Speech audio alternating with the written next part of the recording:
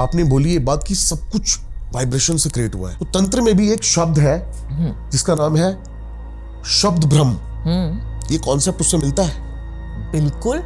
बिना शब्द के नाद जिसे हम कहते हैं, जब बिना शब्द की कोई उत्पत्ति ही नहीं हुई, तो क्या म्यूजिक और मंत्रों के थ्रू भी मैनिफेस्टेशन पॉसिबल है? इसके बहुत सारे उदाहरण मिलते हैं। अगर आपने म्यूजिशियंस की लाइफ को स्टडी किया हो तो।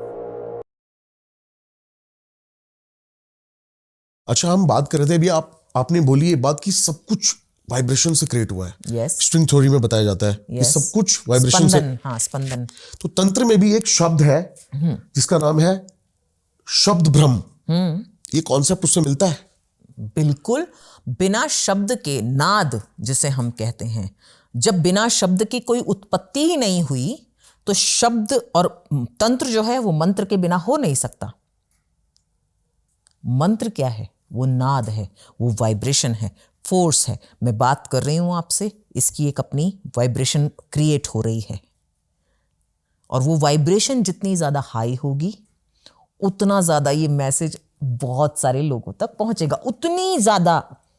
क्योंकि वाइब्रेशन आपकी, अब जैसे भगवान शिवा का डमरू बजा था, तो उससे हम बिग बैंग को मानते हैं कि बिग बैंग वहीं से हुआ था, जब उनका वो डमरू का पहला नाद हुआ था, वहीं से बूम, ओम की उत्पत्ति भी वहीं से हुई थी। वो नाद ने जो क्रिएट किया वो हम सब हैं। वो नाद अभी तक चल रहा है, अनंत नाद है वो, जो रुकने वाला नहीं है। इसीलिए साइंस ये बोल रही है कि जो यूनिवर्स है वो एक्सपैंड हो रहा है। तो इसको हम सिंपल तरीके से समझ सकते हैं कि शब्द ब्रह्म है, हम जो बोलते हैं वो रहता है, रडार उसे कैच कर लेता है। अब हमारे पास ऐसी ऐसी इक्विपमेंट्स हैं, इतने एडवांस इक्विपमेंट्स हैं कि हम वो रडार से कैच, फोन उसका सबसे बड़ा उदाहरण है।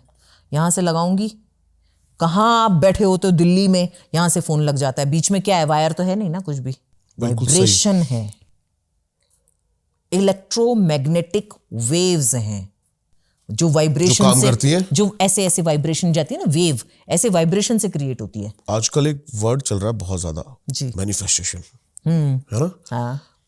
मैं जब आप जैसे महाज्ञानियों से मिलता हूं ना, तो मेरी लाइफ का ऐसा लगता है उद्देश्य पूरा हो गया। जो मैंने आपको वो दिए ना जी, उस पे और भरोसा होता चला जाता है। हाँ। मैनिफेस्टेशन कनेक्ट करा मैंने, द्रौपदी ने जो मैनिफेस्ट करा चीर हरण पे, यस यस यस यस, कि मैं मनुष्य नहीं और उन्होंने मृत्यु हूं। यहां बैठे सभी मानुभव जो मौन रहे उन सबकी मृत्यु। और उन्होंने अपने केश खोल दिए काली की तरह। वो काली से मैनिफेस्टेशन। हाँ, काली ना, मृत्यु कौन है? काली है, काल से जो जुड़ा हुआ है। तो उन्होंने वही केश काली की तरह खोल दिया। पूरे युद्ध में एक थप्पड़ भी नहीं मारा, नहीं, लेकिन पूरा युद्ध का वो विचार, रूट बनी, वो जड़ वहीं से थी।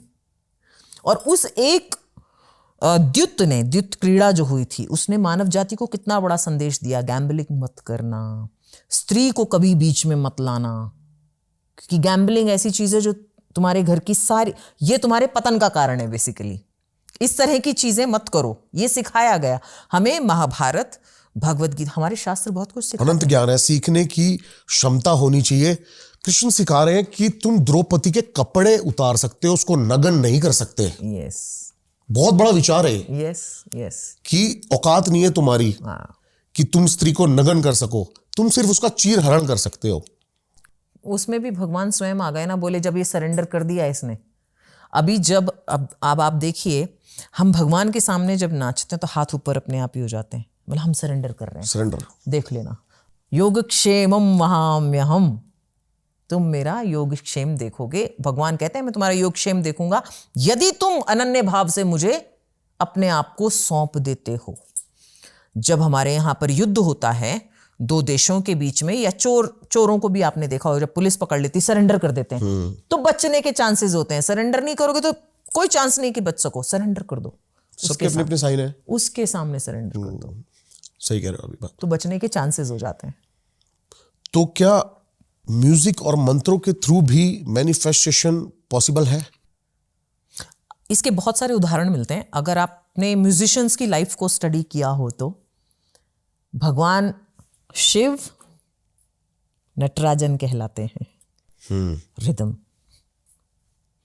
मैथमेटिकल है। जो भगवान शिव का जो नटराजन रूप है, जो तांडव उन्होंने किया है, वो पूरी तरह से वाइब्रेशनल फ्रीक्वेंसी है, क्रिएटिव फ्रीक्वेंसी है। अब वाइब्रेशन में भी एक होता है नॉर्मल वाइब्रेशन जो क्रिएट कर रही है, एक होती है डिस्ट्रक्टिव वाइब्रेशन।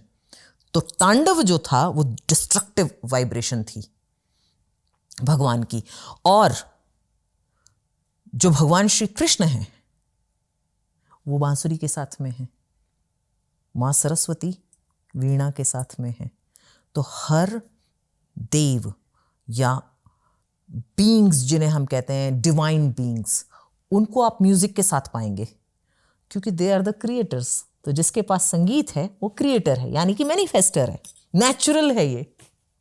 क्या बात है, मतलब लॉजिकल, सारी लॉजिकल बातें हैं। यस, बिल्कुल।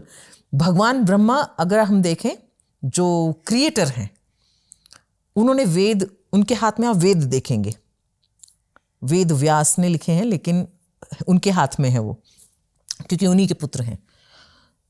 तो आप देखेंगे उनके हाथ में वेद। तो गायन वादन, भगवान का तांडव जो है वो वाइब्रेशनल, वो फ्रीक्वेंसी, और भगवान श्री कृष्ण की बांसुरी, तीनों ने मिलके क्रिएशन, सस्टेनिंग एंड डिस्ट्रक्शन को बना रखा है, मेंटेन कर रखा है बैलेंस को।